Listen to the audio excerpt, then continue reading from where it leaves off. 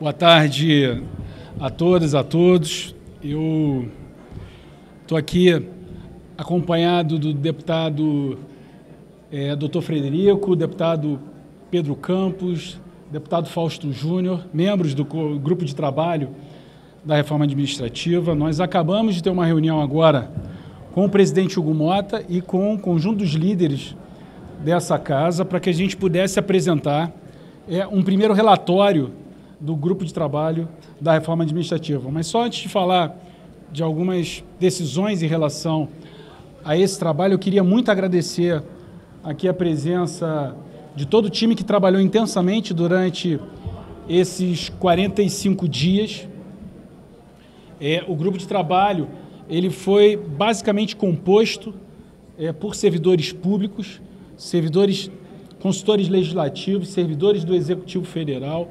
Então, é importante que se sublinhe todo esse trabalho técnico que foi constituído por servidores da Casa e servidores públicos. Nós passamos 45 dias, queria também fazer aqui um agradecimento ao presidente Hugo Motta por essa escolha do grupo de trabalho, dos membros, a decisão de fazer um grupo de trabalho com a presença de todos os membros de cada um dos partidos dessa casa. Então, a gente tem todas as matizes ideológicas no grupo de trabalho. Então, para aqueles que imaginam que isso gera uma dificuldade, pelo contrário, isso está servindo para nós construirmos convergência para que esses projetos tenham efetiva chance de ser aprovada uma reforma administrativa, mesmo com o ambiente que a gente vê muitas vezes no nosso dia a dia, entre divergências entre poderes, mas nós concluímos um trabalho extenuante durante esses 45 dias. Para que vocês tenham uma ideia, foram quase 400 horas de trabalho que teve todo o conjunto dos parlamentares, os técnicos. Nós tivemos mais de 100 contribuições de diversas entidades de todos os poderes que mandaram sugestões sobre a reforma administrativa. Fizemos, dentro do possível, do tempo limitado que nós tínhamos, fizemos 7 audiências públicas, dentre elas, a maior parte com os servidores públicos que participaram e que tiveram o direito à fala nessas audiências. Tivemos o sistema de justiça participando das audiências públicas, tivemos as entidades privadas, o terceiro setor. Então, um esforço em todo momento do grupo de trabalho para que esse processo fosse debatido com a sociedade. Todos esses documentos que foram enviados para o grupo de trabalho foram a partir de um e-mail público, num site público hospedado aqui nessa casa. Todas as quase 40 reuniões técnicas que foram feitas, todas elas estão gravadas e elas estarão disponíveis para quem quiser acessar as reuniões técnicas do grupo de trabalho. Então, para dar uma noção do esforço de qualidade técnica, aprofundamento técnico e de transparência que teve esse grupo de trabalho. Então, nós, ao longo desses 45 dias, também ouvimos muito os especialistas, a academia, representantes de universidades públicas, universidades privadas. Então, ou seja, fizemos um esforço muito grande para que a proposta, os anteprojetos que nós começamos a apresentar hoje, pudessem os líderes ter a dimensão desse trabalho que foi feito. Um ponto que é importante, nós estamos hoje no dia 15, no dia 17 nós entramos em recesso, serão quase um pouco mais de 2 semanas em recesso, e a decisão que foi tomada conjunta do presidente da Casa com os líderes é que, dado esse trabalho foi feito, nós temos os anteprojetos de lei pronto, mas, obviamente, nos 45 dias, não foi possível a gente estar com todas as bancadas discutindo ponto a ponto o texto de cada uma das propostas. Então, a determinação do presidente Hugo Motta, que foi acolhida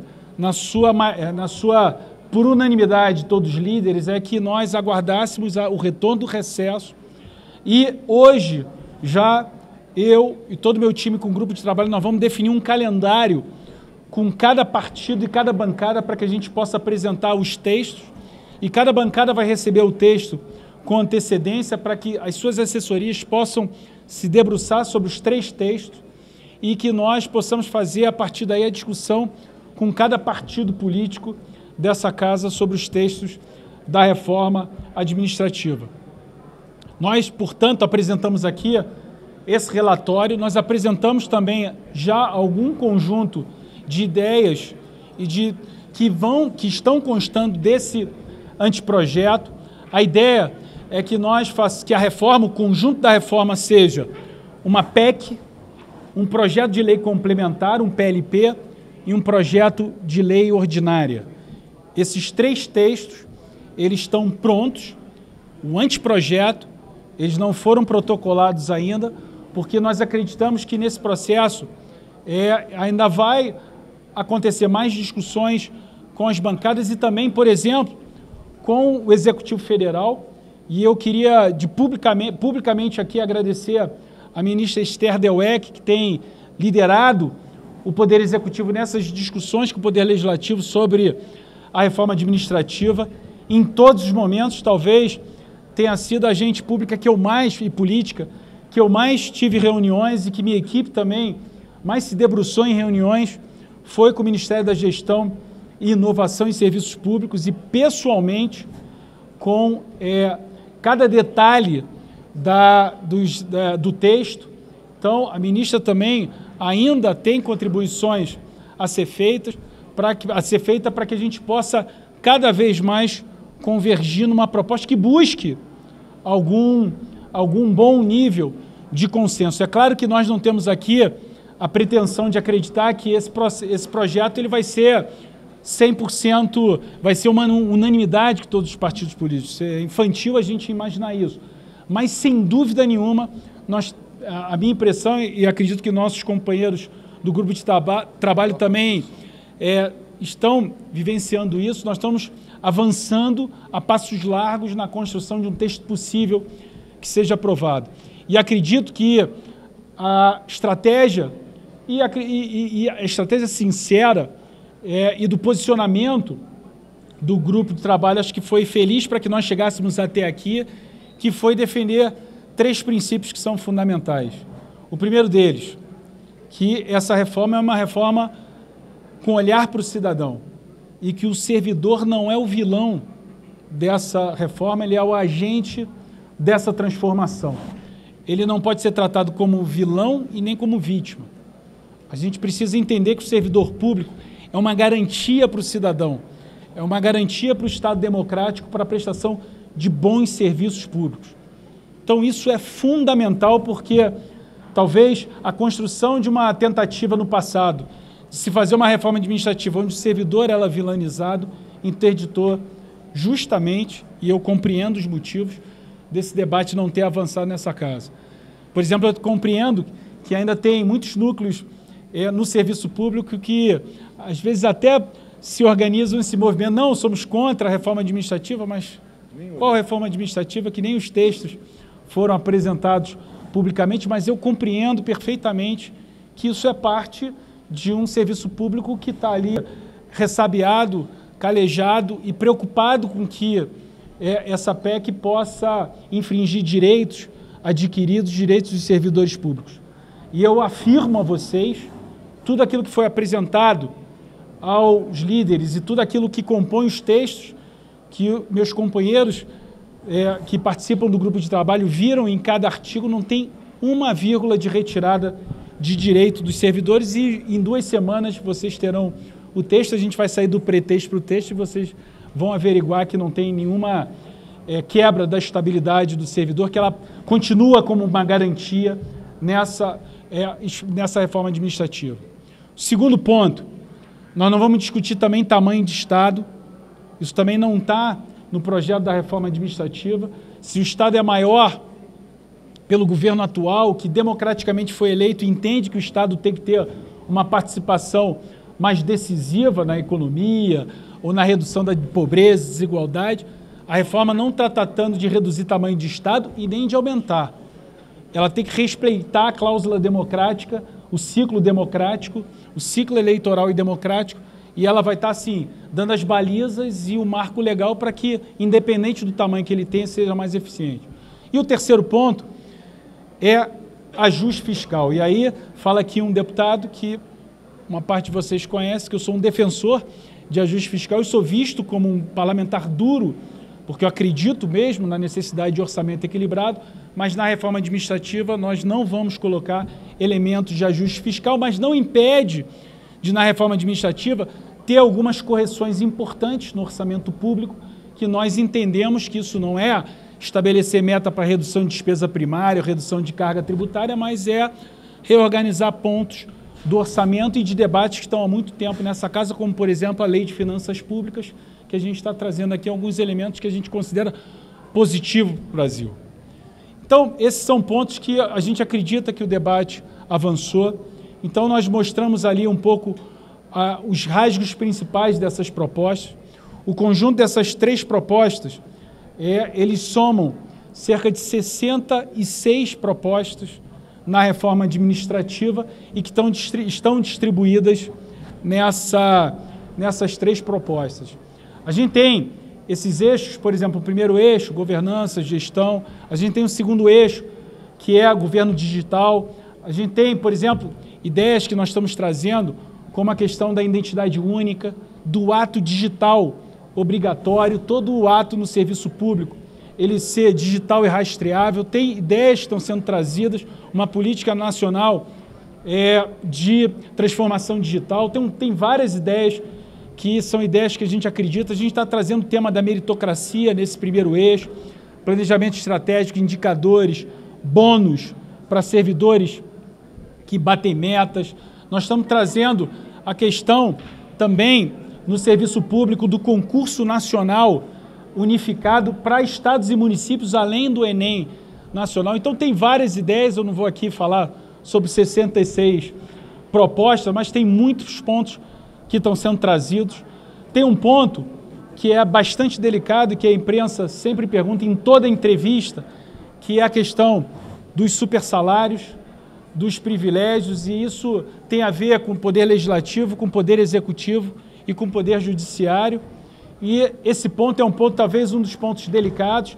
Há um diagnóstico feito pelo grupo de trabalho que contempla ali um conjunto grande de propostas, mas elas não estão, vou repetir, nesse momento ainda, nesses 3 anteprojetos, porque a gente quer cada uma dessas propostas discutir com os líderes, discutir com o Poder Executivo e discutir com o Poder Judiciário também sobre propostas, convergência de propostas nessa questão dos supersalários, dos privilégios, mas há um diagnóstico bastante extenuante, minucioso, feito pelo grupo de trabalho para que a gente possa, juntos, com os líderes e com esses poderes, discutir essa questão, porque é o desejo desse grupo, que esse tema também seja enfrentado na futura reforma administrativa. Então, assim, são, em linhas bem gerais, são os pontos que eu queria colocar. Eu sei que tem uma apreensão grande na imprensa, às vezes uma entrevista ou outra a gente vai falando sobre algumas questões que estão colocadas aqui, mas eu vou pedir para ter um pouquinho de paciência para que esse rito político é muito importante, a gente divulgar texto quando tiver mais amadurecido na política, para que a gente não cometa os mesmos erros que se cometeram em outras propostas de reforma administrativa, que textos que ainda não estão bem alinhados entre poderes, entre partidos, a gente esgotar ele num debate público sem ter, antecipar num debate público sem minimamente estar discutido tecnicamente ou politicamente. Mas eu tenho absoluta convicção que os servidores públicos, que é uma carreira que é muito preocupada e colhe com muita atenção, porque suas vidas podem estar ali dentro dessa proposta, dessa discussão. Eu não tenho dúvida que vocês verão muito mais propostas que vão na direção de um serviço público melhor, mais transparente. E se me permite o grupo de trabalho aqui, por exemplo, citar uma que eu tenho absoluta convicção que pode unificar, e unifica matizes políticas, visões ideológicas, e unifica o servidor público, como, por exemplo, uma tabela única nacional do serviço público, a exemplo do que tem em Portugal, a exemplo do que tem até os Estados Unidos, uma tabela única onde todos os servidores se enxerguem naquela tabela, do porteiro até o presidente da República, estejam ali em determinado número de níveis. É uma das propostas que nós estamos estudando, dar um prazo de 10 anos para que isso tenha uma transição, mas eu não tenho dúvida que essa, por exemplo, é um exemplo de proposta que, além de unificar, ela gera transparência, ela vai gerar, sim, correção de desigualdades no serviço público. Está tão em moda a gente dizer andar de cima, andar de baixo. Isso também existe no serviço público. Eu não tenho dúvida que essa é uma proposta que, sem dúvida nenhuma, vai na direção de um Estado mais transparente, com menos privilégio, com mais igualdade no serviço público. Então, são ideias iniciais e eu não posso estender muito mais, senão a gente vai... eu vou descumprir o acordo que eu tenho aqui com o presidente e com os líderes de ficar antecipando as propostas. Afinal de contas, são 66 propostas que estão aqui, que vão estar colocadas nesses 3 anteprojetos de lei. Deputado, mas para continuar debatendo esses anteprojetos, a ideia vai ser de renovar o GT? Como é que essa... Não. O GT... Tem também uma previsão de qual mês ou um desejo de qual mês essa reforma vai para o plenário? Vamos lá. O GT encerrou ontem às 0 horas. E eu queria também agradecer a disciplina do grupo de trabalho dos membros. Nós, de forma disciplinada, como eu disse, em todas as entrevistas, iria entregar o trabalho. O GT se encerrou. O que nós vamos fazer entre hoje e amanhã é já um primeiro calendário de reuniões com os partidos políticos para que nós possamos amadurecer essa discussão com os partidos. Quando há convergência política, eu não tenho nenhuma dúvida que a gente pode votar.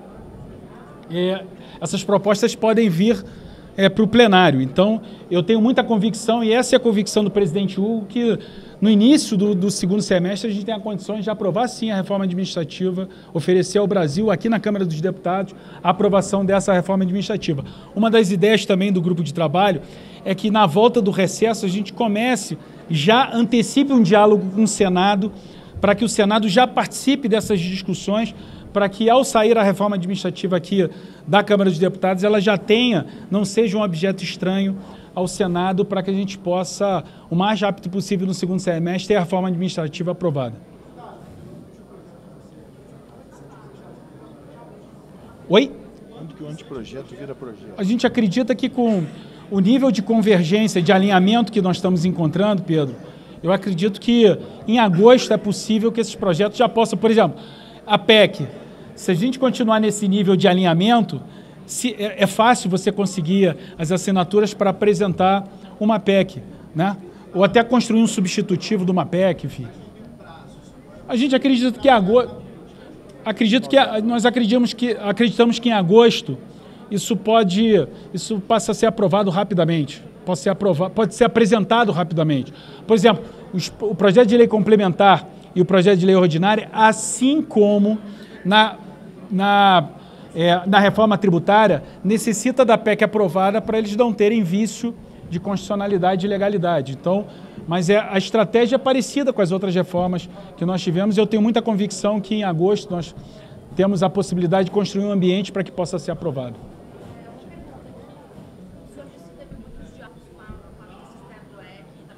Quer falar um pouco?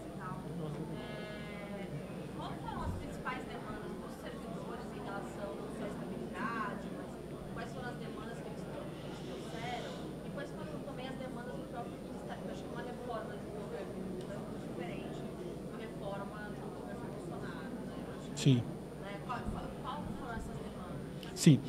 Um primeiro ponto. Não há uma vírgula, um artigo, um inciso da PEC 32 que constam dos 3 anteprojetos. Nenhuma vírgula.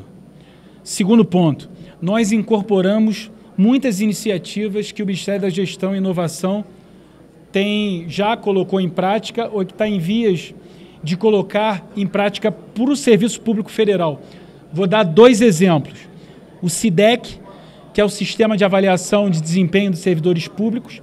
Nós estamos praticamente incorporando todo o SIDEC, desenhado, concebido pelo governo federal, pela atual gestão. Nós estamos incorporando uma política nacional de avaliação de desempenho. Vou te dar um segundo exemplo. Teletrabalho, que é um ponto super delicado. Nós incorporamos boa parte, quase a totalidade das normativas do governo federal mas a gente apertou um pouquinho mais aqui em relação ao teletrabalho. Então, ou seja, muitas propostas nós estamos trazendo. Eu disse aqui do Enem, o Enem dos concursos, para ser o Enem dos concursos para o Brasil inteiro. Então, eu tenho muita convicção que esse diálogo franco, direto, transparente com o governo federal está nos permitindo essa via de mão dupla, gerar confiança para o governo federal de que a proposta não é uma proposta contra servidor, contra serviço público, mas sim uma proposta que está completamente aberta, de coração aberto e recebendo as contribuições e aquilo que é de bom que está sendo feito pelo governo federal. Mas não é só o governo federal não, tá?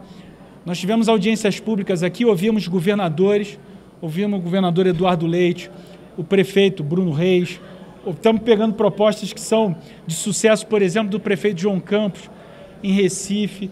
Vou dar um outro exemplo aqui, na questão da contratação temporária, que não é mais segredo que vai estar na reforma administrativa, um disciplinamento nacional. Uma das nossas ideias do grupo de trabalho é criar um cadastro nacional de contratação temporária, assim como é o Contrata Mais, que nasceu em Recife, que permite contratação em todos os entes da federação de mês.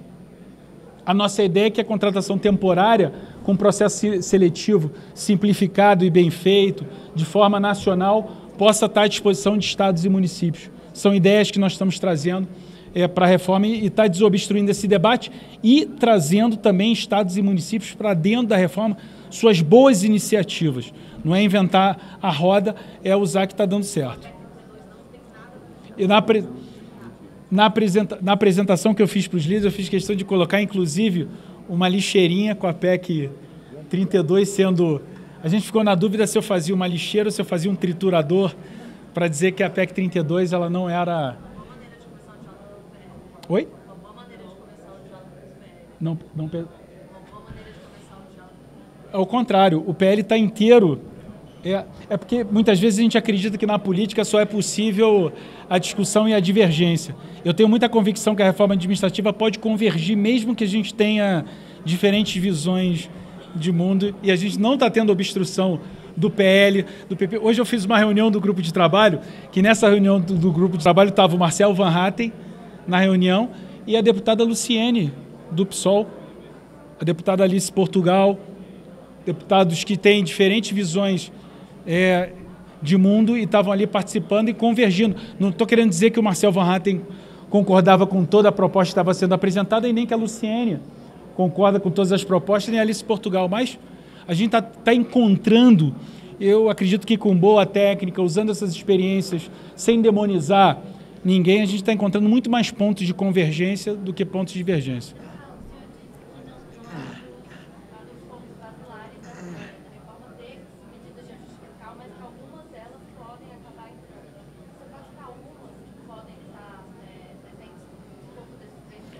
Por exemplo, tem um ponto que há muito tempo se discute nessa casa, é que a peça orçamentária ela tenha todo ano um anexo que seja uma revisão anual dos gastos. Isso não quer dizer que é para encolher gasto ou que é para aumentar gasto. É simplesmente rever. Isso se chama, por exemplo, na Inglaterra, que criou esse modelo que se chama Spending Review. Né? Isso está há muito tempo sendo discutido, por exemplo, na lei de finanças públicas, no projeto de lei de finanças públicas. A gente entende que isso não é procedimento de ajuste fiscal, mas é de transparência do orçamento e uma reavaliação própria dos próprios governos. Isso não valerá só para o governo federal, mas para todos os outros governos, esse mecanismo da revisão de gastos anual. Então, é um exemplo de uma medida que ela é bem-vinda e ela não coloca em oposição esquerda e direita. Tá, depois eu...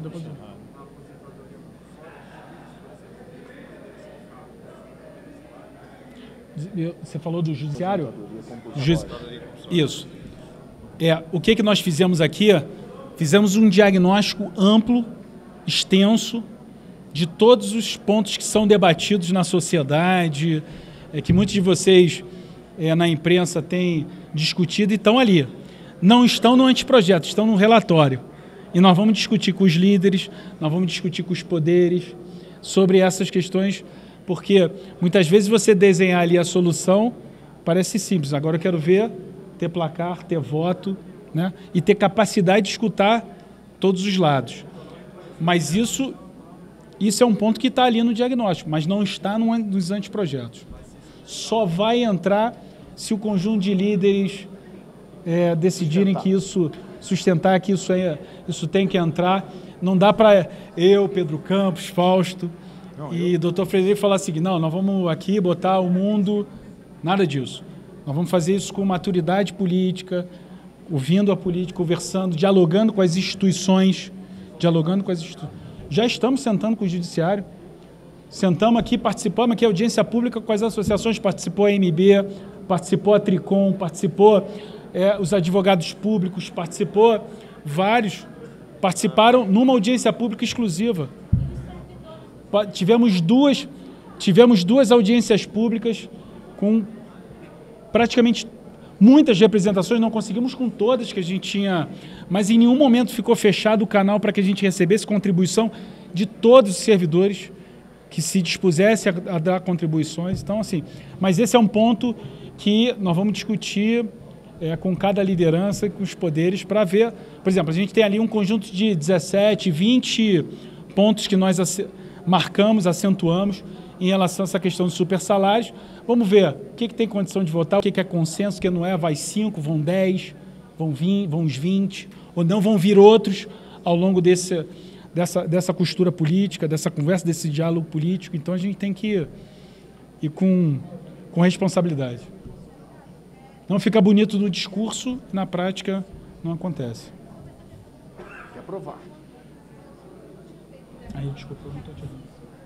Sobre supersalários, tem uma dúvida. O senhor já fez um diagnóstico Sim. disso, mas isso ainda não está em nenhum sistema. Eles estão ali de stand-by, para que eles recebam agora, nessa nova fase, após o recesso, essa conversa política, essa construção política. Repito, com os partidos e com os poderes. Nós vamos vamos continuar dialogando com os poderes e, de forma franca, continuar a aprofundar esse diálogo. Por exemplo, o que são as propostas desses poderes em relação a esse ponto? O que é a proposta do Legislativo? Por exemplo, o Legislativo tem verbas de caráter indenizatório. É suficiente todos os parâmetros que nós temos para as nossas verbas indenizatórias? A gente não pode construir um consenso em relação aos poderes, em relação a verbas de caráter indenizatório, para que elas não sejam de caráter remuneratório. Está ali o diagnóstico, nós vamos continuar essa discussão. Mas esse é um ponto sensível e que gera, sim, toda a crítica que é feita pela sociedade. Tá? É isso?